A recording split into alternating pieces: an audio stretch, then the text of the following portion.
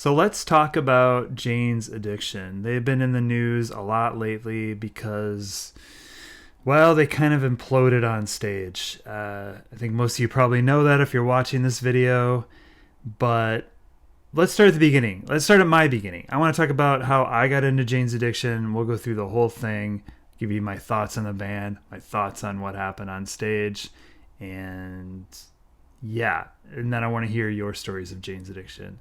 Okay, for me, Jane's Addiction. How did it start? How did I get into Jane's Addiction? Well, I subscribed to Rolling Stone magazine when I was a kid. One time there was an article about the hottest bidding war in town or something in LA for a new band called Jane's Addiction. I had never ever heard of this band, but I read the article. And I didn't always read articles like the Rolling Stone cover to cover, but I was intrigued by pictures of Perry Farrell with dreads with a watering can, like watering his I don't know, flowers, I think. And I think he was shirtless with suspenders on, but he had these dreads. I don't know if I'd ever seen like a white dude with dreads before at that time. Anyway, I was super curious about this band called Jane's Addiction. I remember the name. It's not one that's easy to forget. I don't know how much longer it was. I think it was probably at least a year later though. I know I lived in a different city. I was living in Kansas City when I read that article. I know that. And then I was living in Wisconsin when I was in a record store, 16 years old, and I see this record, the one that is behind me.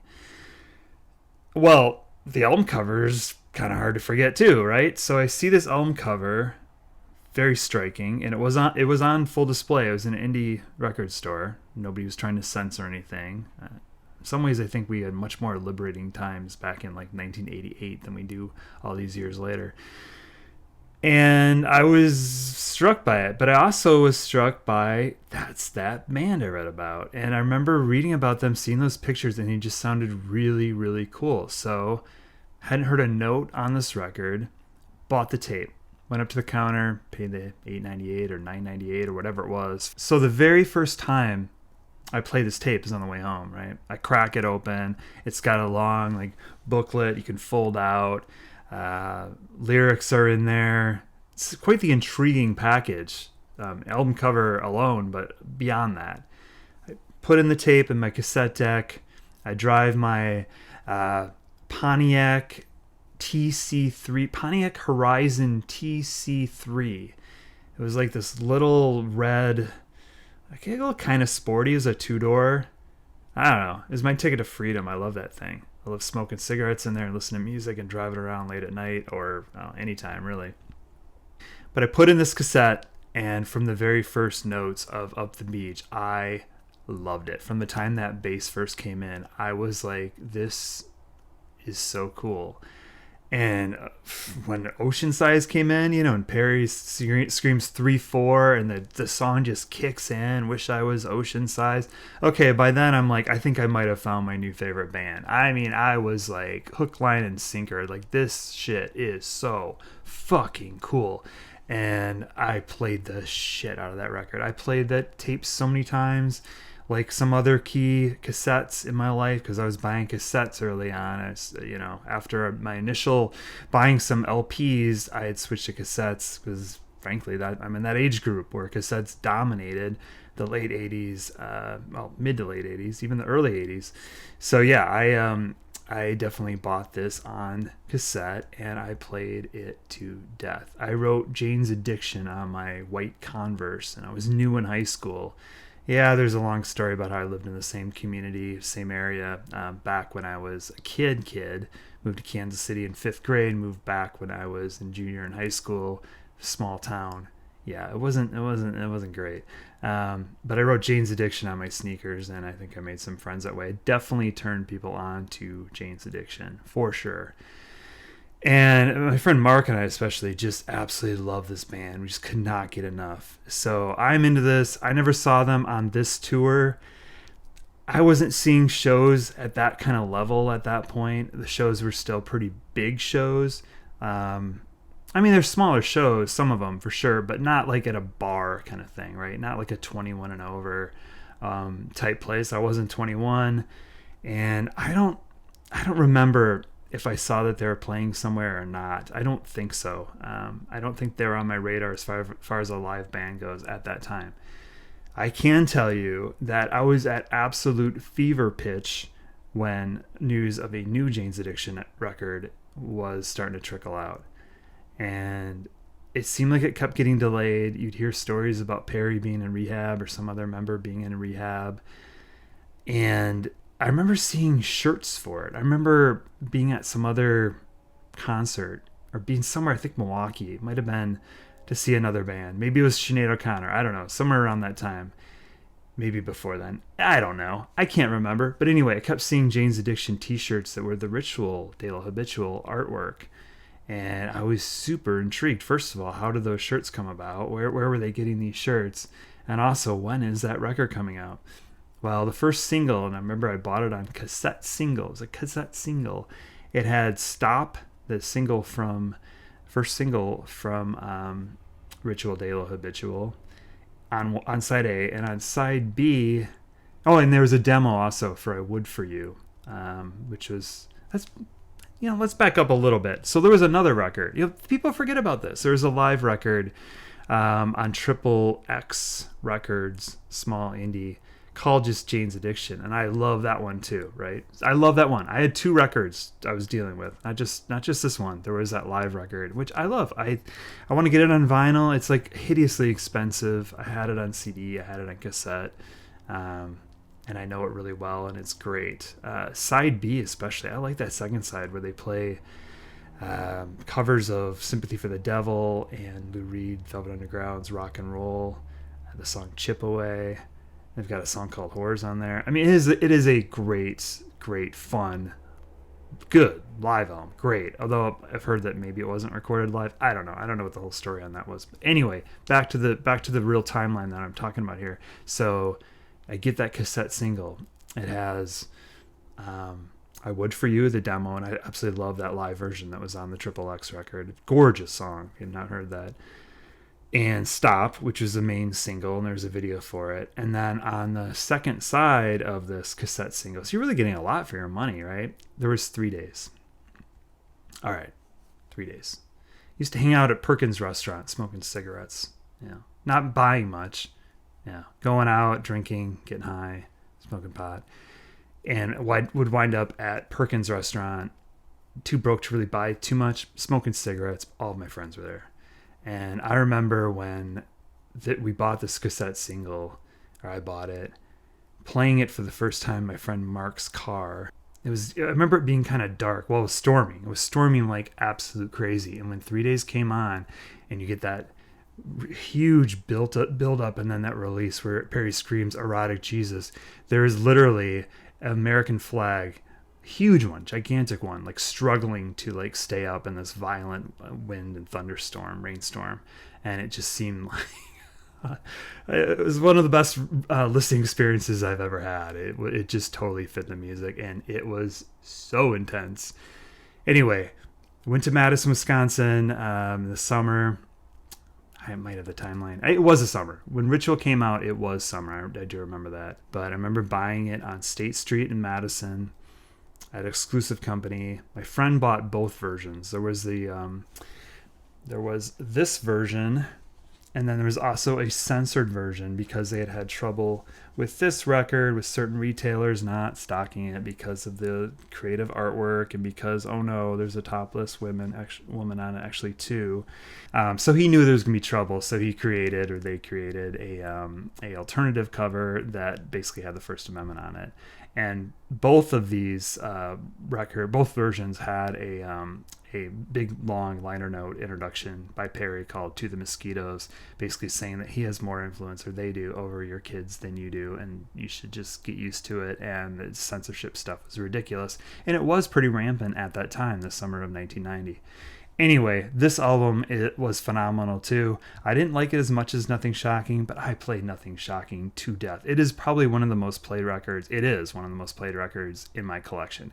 You don't listen to music when you get older like you do when you're young, and I was completely obsessed with that. Why was I obsessed with it? Because it was like edgy and arty, and it was like new wave and alternative meets like like the Rolling Stones and hard rock, and Perry Farrell's like the most provocative songwriter, singer of that time. And it was just like, this seemed like it was our band, and it was so weird, and but also just rocked. You could crank that thing up and get lost in it.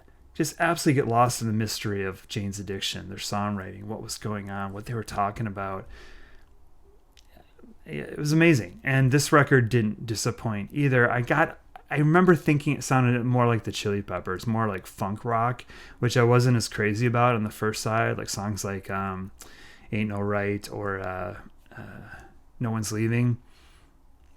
Still a great album. The second half of the record, absolutely love. 3 Days is their best song, I think, hands down. I mean, there's other ones, Summertime Rolls, there's other huge epics that are absolutely incredible, but 3 Days, they capture something there. Then She Did, really powerful song, another epic, kind of like comes right after 3 Days. And then you get Of Course, which is kind of a more strange kind of sounding song, slapping yourself in the face.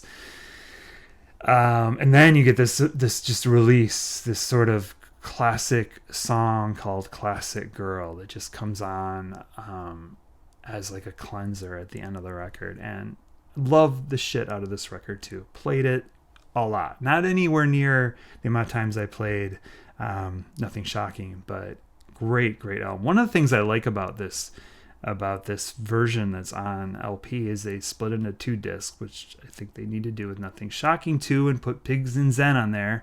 But they split this one in 2, and the second you can have like the rock side, the rock album, or you can have the more real arty long songs, more psychedelic, very kind of more mellow but dramatic album in the whole second half of the record. But the second album, now that it's on vinyl like this, I think it's excellent. Okay, so I got to see them twice. I saw them in Milwaukee at Eagles Ballroom in 1990. A who's who of friends that I would have later, or meet people later on, were there. I didn't know it at the time, but like anybody who was into music at the time was at that show in Milwaukee. It was pivotal. This was like our band. It was like Gen X's generation. It was like I can't really, it's hard to think of any other band that came up at that time, late 80s, early 90s. I mean, it was such a short window, like 88 to like 91, that just screamed youth the way that these guys did. I doubt anybody in that audience was over 30. Seriously. I mean, maybe the promoters or the people that own the clubs, but it was like packed with kids that were just so hungry for what they had to offer. I remember we saw Stephen Perkins, the drummer.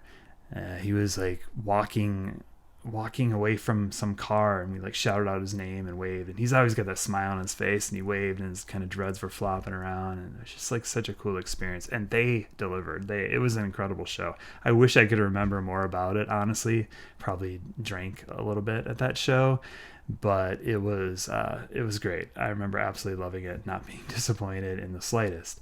Then I got to see them, seemed like a long time later, but I guess it would have been a year later. Maybe not quite a year later, when they came around and did Lollapalooza. That was really epic too. By then they had more stuff going on the stage. I don't know if they had the dancers thing. That seemed to come like much later. I don't know if there's pictures out there. Chicago, jog my memory a little bit. I just remember being an epic show too, at the end of a very epic day of lots of killer bands playing, like Nine Inch Nails and Susie and the Banshees, Henry Rollins, some Ice-T, I think, was there. Yeah, he was, because they came out and they did the Sly Stone cover of Don't Call Me N-Word Whitey, which was one of the most intense things I've seen. Very intense. I don't want to quote the lyrics, get me in trouble, and I don't really want to go down that road. But if you find video of, if you've not seen performances of them doing it, I know it's out there. It's such a good cover and really intense, and I don't think anybody'd want to do that today. Okay, so they break up. we know it. We know going into Lollapalooza that they're breaking up. It's over. It's done. And we're like, wow, could you break that thing up? My God. It also seemed like Perry Farrell was on a collision course to death. We knew he was a heroin addict. It wasn't good. But man, he seemed like the voice of a generation kind of guy. I mean, he just seemed so poetic, and like he could just reach out and touch something that none of us could touch, and come around and make it into art, turn it into art. And his partner, Casey Nicole, was a big part of that too. There was a recent article about her, like whatever happened to her. And yeah, it did seem like he was always celebrating his relationship with her, and that she was kind of a creative partner. Well, everything seemed to change after that. I mean, they broke up. We got Porno for Pyros, which I was excited about, and I bought the day it came out. And it just wasn't the same. It was good. I mean, Cursed Female, I think, is a good song. Pets was a single. But it also had a lot of duds on there too. And I didn't see them live. I don't remember them coming around on that first tour, but I did see them live with Good God's Urge at First Avenue, which is a real treat to see them in a small place again. And I remember the place absolutely erupted towards the end when he was playing like Mountain Song, and I think he might have done Jane Says too. So it was very cool, and it seemed like Perry could put out records that were good, had their moments. I mean, Good God's Urge definitely had its moments too. Tahitian Moon is a great song. There's some others on that record. But it seemed like, if nothing else, it was a tool for them to go play. And if you saw them live, I mean, they delivered. Porno for Pyros delivered. Then it seemed like they kind of went away for a while. Perry and Pornos and Jane's. But then Kettle Whistle came out, which was a collection of songs that didn't get released, as well as some live material, kind of rarities thing from Jane's Addiction. And I don't remember if they played shows around that time with Flea or if it was shortly after that. No, I never saw any of these.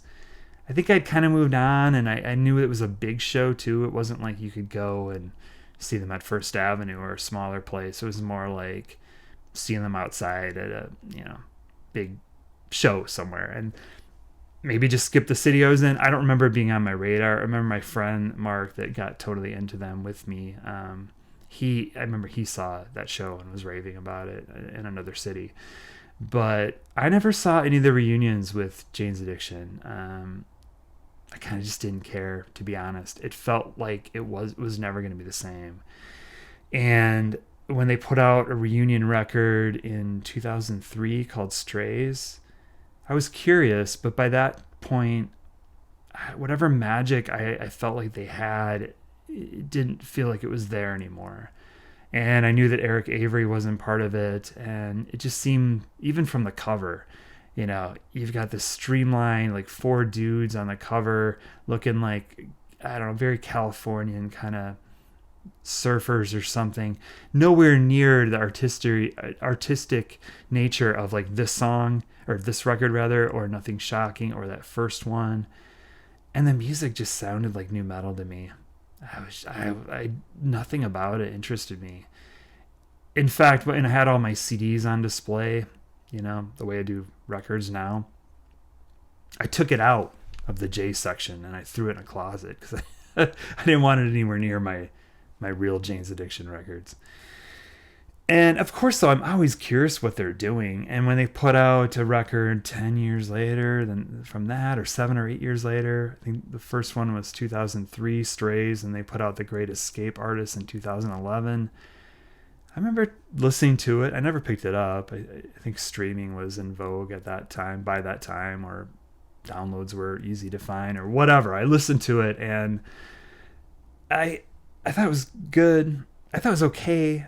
I wanted to like it, but both these records sounded like they were more of their times than they were similar to old Jane's Addiction records. That first one was more new metal.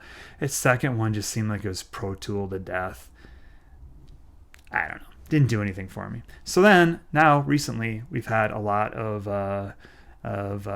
talk about getting back together, the foursome, the original band.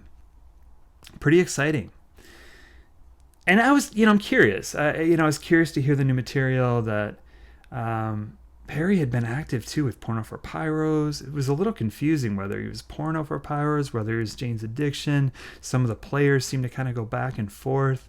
But then Eric Avery is in the band. By the time he's in the band, Dave Navarro's got long COVID. Finally, all four of them are back, and they start this. I think they had some European dates, and then they start this U.S. tour. They put out a single called "Irresistible Force." I think it's called "Irresistible Forces," and it was good, better than the other stuff, I think. Not great though. I mean, I listened to it once or twice. I played it earlier in the car before I did this video just to kind of refresh my memory on it. And then very recently, they put out a single called True Love, which I had seen live clips of and kind of enjoyed it because it seemed like Eric Avery had a real hand in writing it. Nice bass groove. Very mellow. I think both of those songs in the context of a full-length record could sound pretty good, and if there is a full-length record. Anyway, they imploded on stage. So this video's getting long. You know what? I think I'm going to split it. I think I'm going to stop here. I don't know. How much I've done 20 minutes. Okay. And I'm going to edit some of this out, so it may be longer, but I do think I'm going to. So I think I might stop here.